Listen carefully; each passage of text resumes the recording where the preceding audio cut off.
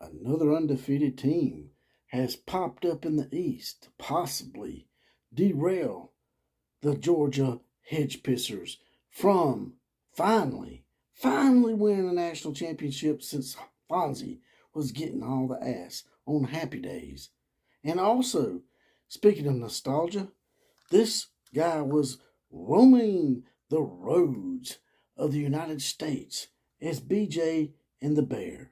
That's right, BJ McKay and his best friend Bear were roaming the streets the last time Georgia won a national championship. Old BJ out on the road spanking his monkey. Well, can Georgia finally get over all those 80s curses and beat an undefeated Wildcat team that is threatening to keep the curse alive? Stay tuned to find out.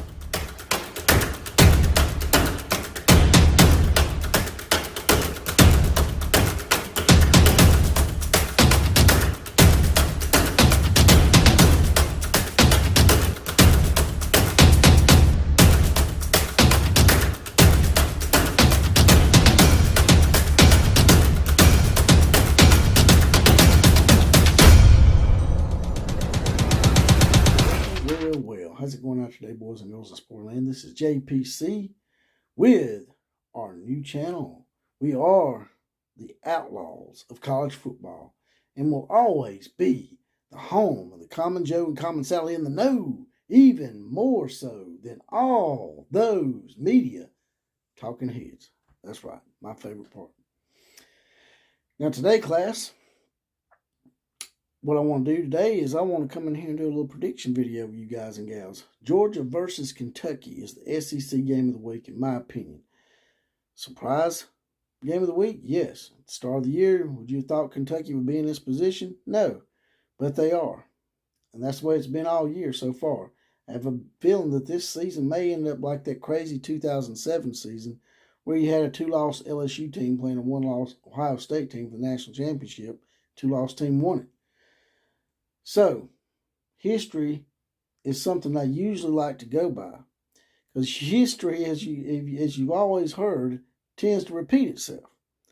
But this year, history has been being made in other ways, like historical streaks being broken, teams that normally don't lose to other teams are losing to teams, like Florida lost to Kentucky in Lexington for the first time since 1986. So, the way things have been going this year sort of bodes well for Kentucky to maybe make a historical run here. But then you have Georgia, who has a historical thing of their own that they're trying to rectify, that being the Fonzi curse that I love to talk about ad nauseum for the past decade. And that is, because Georgia hasn't won a national championship since 1980, since Fonzi was tapping jukeboxes and getting all the ass on Happy Days. Well, they want Happy Days to return in Georgia, because all the other teams around them, Clemson, Georgia Tech even, Alabama, Auburn, Tennessee, LSU, even their chief rival, Florida, has won 3 national championships since they last wore the crown back in 1980. So Georgia really needs this game. This is a very important game for Georgia and for Kentucky. Both these teams can set a precedence and set records this year that haven't ever been done, like a divisional title, and something that hasn't happened since 1980 for Georgia. Who's going to give? Who's going to get this game? You guys and gals tell me in the comment section, who do you think is going to get this game and go on to maybe set history for both these programs?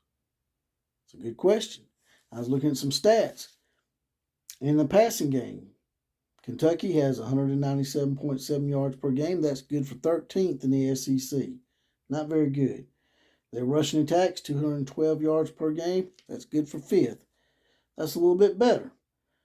And in the passing game for Georgia, they are averaging 235.3 yards per game. That's 7th. And 197.2 in rush. That's 7th as well.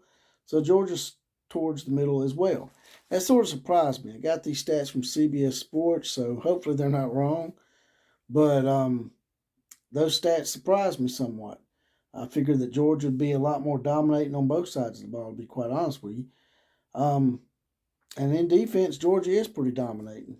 And according to CBS Sports, once again, Georgia is second overall in defense. They have 22 overall sacks, which is number one in the SEC.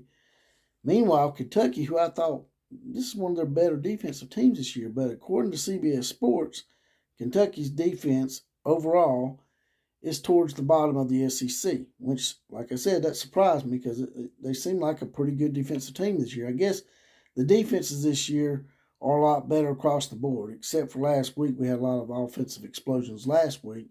But for the most part this year, a lot of defenses have been playing pretty well. So I think it comes back. This is pretty Captain Obvious here.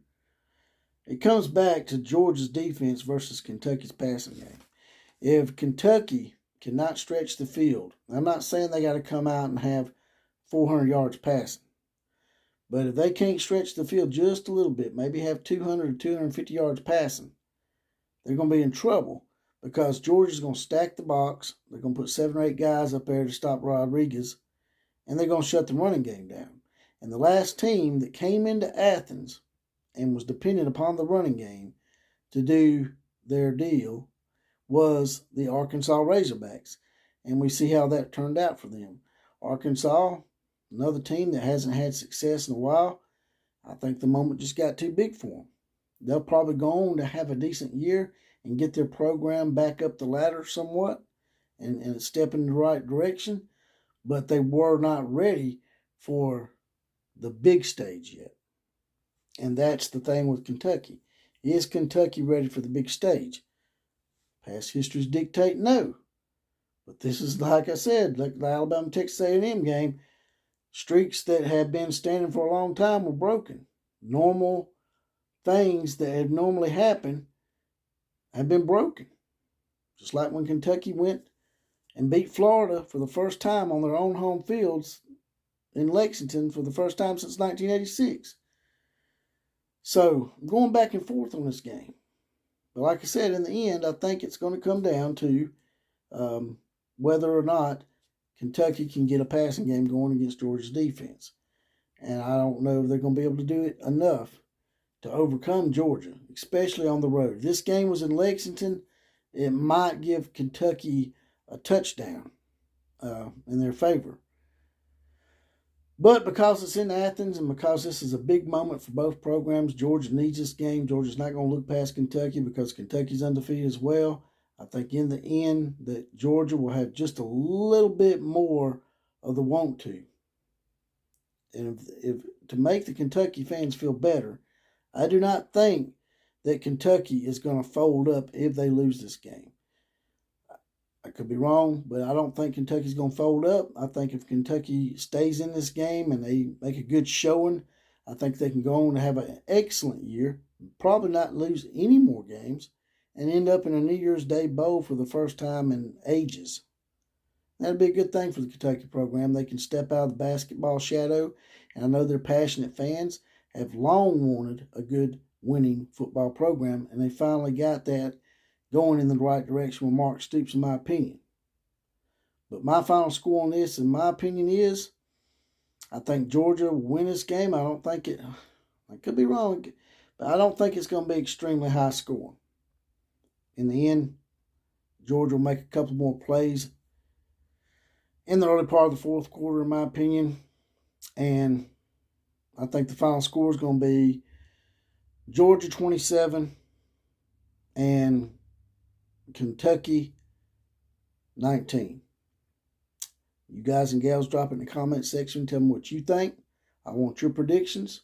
And who knows, in the future, I may start giving away an Amazon gift card. I'm going to get my producer, Jonathan Lewis, and see about doing that. But for now, I'm going to see how many people actually will predict on the game. And if there's enough people predicting on it, we will start trying to give away an Amazon gift card for one of the prediction games per week. And with that, like, share, comment, and subscribe to this channel. And as always, KMCA to all the other teams.